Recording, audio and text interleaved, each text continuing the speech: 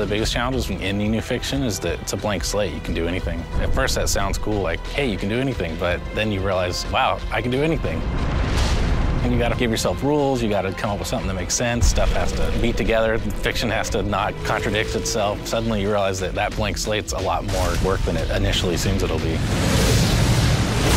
Darksider's world was created pretty collaboratively. We all threw in ideas. You can't really pinpoint one originator of everything. As far as how the world plays, all the NPCs, all the different factions and fiction and stuff like that, that was kind of collaboratively made throughout the team.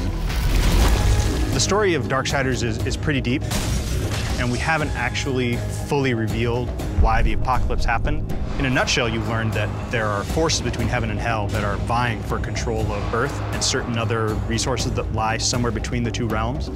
And the Horsemen are caught up in the middle because they are ultimately the ones who are responsible for beginning and ending worlds. In the first Darksiders, one of the Horsemen, War, gets framed for destroying Earth. There's a conspiracy between heaven and hell.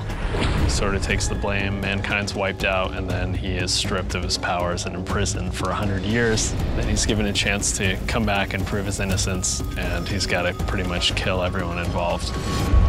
The first game ended in very epic fashion. It was one of the things that players really seemed like the most was that moment when War says, "No, not alone," and you see the broken seal and the comets coming in behind him. Darksiders 2 takes place pretty much in parallel to the first game. In the time that War is imprisoned by the Council, it kind of happens in that 100 years. The Death's kind of own challenge kind of kicks off in that sort of time. Because there's such a conspiracy and we don't know who all the players are, Death doesn't have any chance of proving his brother's innocence. He knows it'll just be covered up, so he just decides to undo the crime. I think the thing that Death finds through this whole trip is redemption.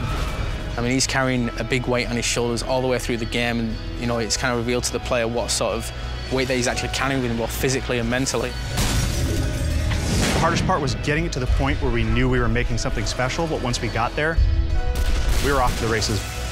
We knew it was going to be good.